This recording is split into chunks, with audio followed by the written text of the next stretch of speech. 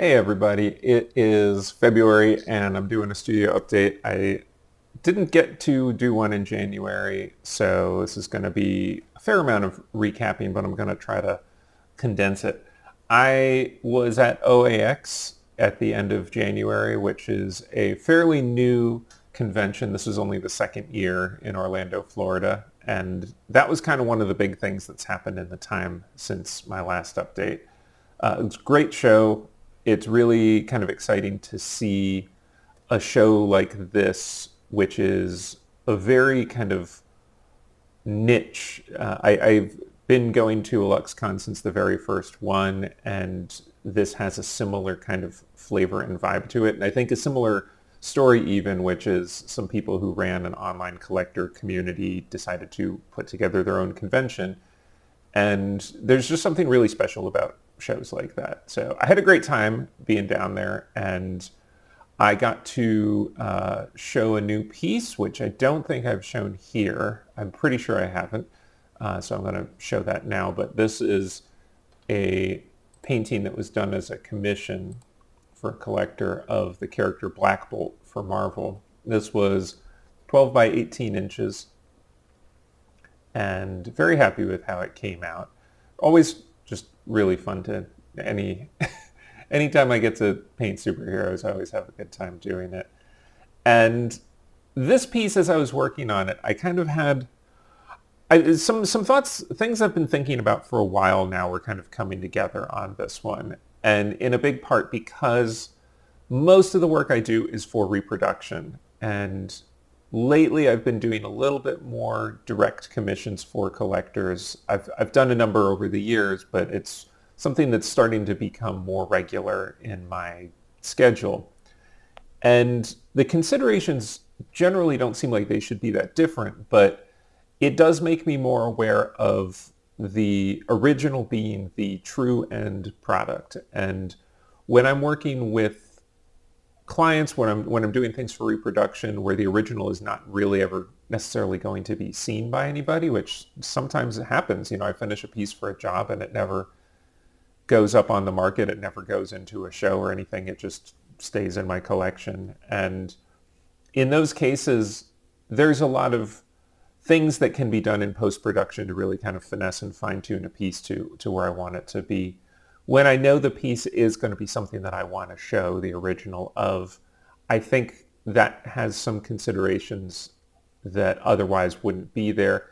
And when that is the ultimate purpose of a piece like this commission that I did here of Black Bolt, it's something that I really have been thinking about giving more attention to the things which really is just kind of normally when I would consider a piece done, it's letting it rest and coming back and just giving it a little bit more attention, spending another day with it, working on kind of like the key areas, building up some extra kind of layers in the paint that normally I work very alla prima.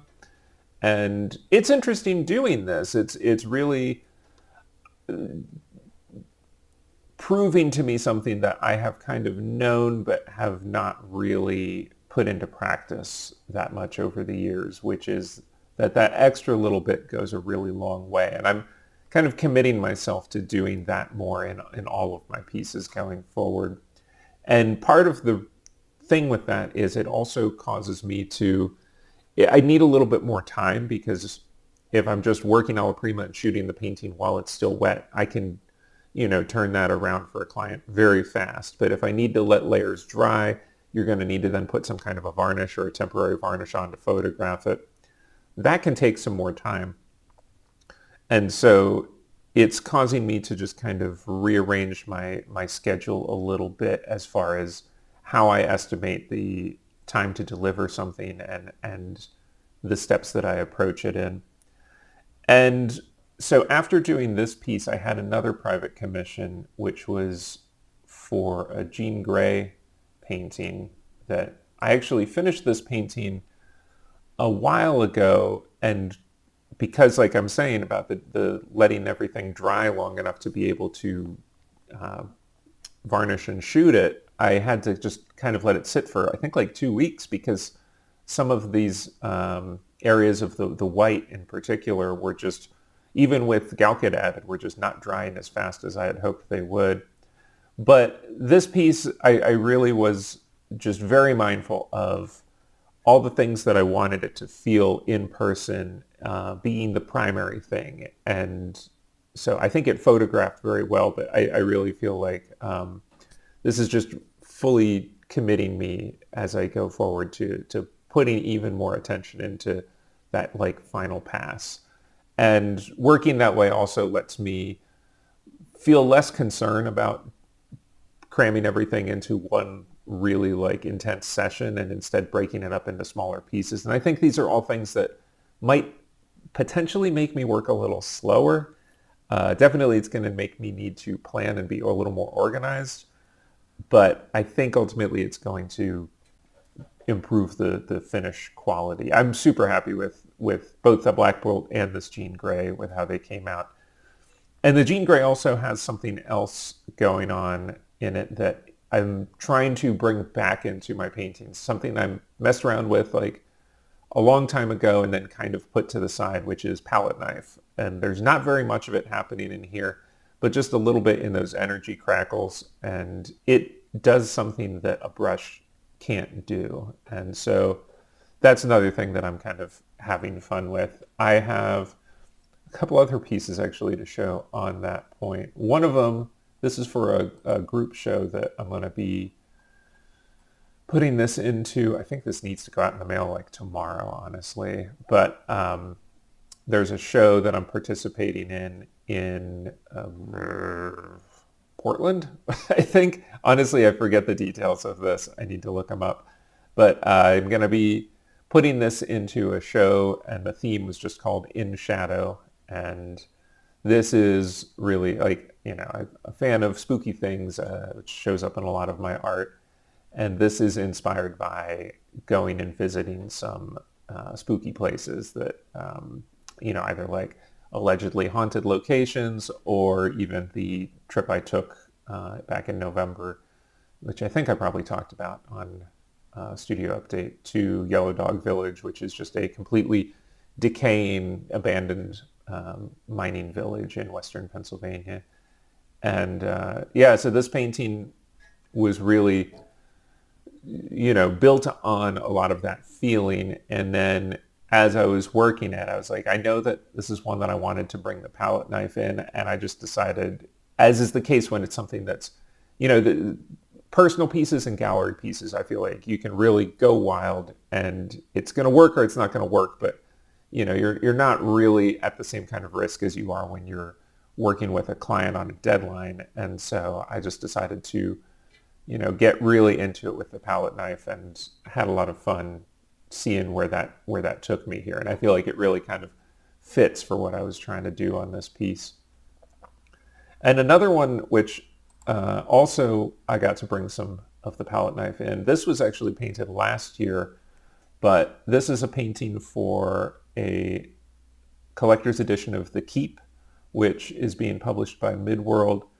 I can't show any of the interior art because I don't think that they've made any of that public yet. I did, in addition to this, I did four or five, I think 5 pieces for the interior. But this cover is a pretty decent size. I think it's 18 by 40 for the wraparound. And yeah, getting into the palette knife and some of the details of that kind of like red cloak that's kind of turning into mist, but in this really kind of not soft gradient, but like crackly texture, which I just was very happy how that came out. And again, like fun to get back into this tool that I think really adds a lot, but is scary as hell to use because it's part of what looks so good about it is the chaos that it brings. It's hard to control, but you know, I think so far I've found it to always be worth it. I have also another illustrated book which I painted. This was back in 2022, called Destroyer of Worlds, which was a sequel to Lovecraft Country. And this, there's a number of books that I've worked on that are sitting in some state of not released yet. I, off the top of my head, can think of two others that one of them I think is coming out later this year. One of them, I have no idea. I assume it's going to be on the way soon because I did signature sheets for it recently. Not sure if there's any others that are finished, but so Destroyer of Worlds, wraparound cover, and then I forget. I think it was end papers, and then maybe a dozen interiors. However many of these interiors there are that are all black and white because that's how it was to be printed. Fun project to work on. It's kind of interesting to look back at these after a couple of years, honestly, since I think 22 was when I painted them, so over 2 years ago that I painted these, and right now that's also kind of what's got me busy. I'm a little bit overbooked at the moment just because I had a couple of long-term projects going. Another one that I'm able to squeeze in, but it is definitely I'm a little bit I've got a lot on my plate at the moment, and it's because I'm working on 3 different illustrated books right now. One of them, I've got all of the interior pages, sketches approved, that's when I kind of like, the stress goes way down once that happens, because at that point, everything is basically figured out and it's just time to sit and execute the pieces.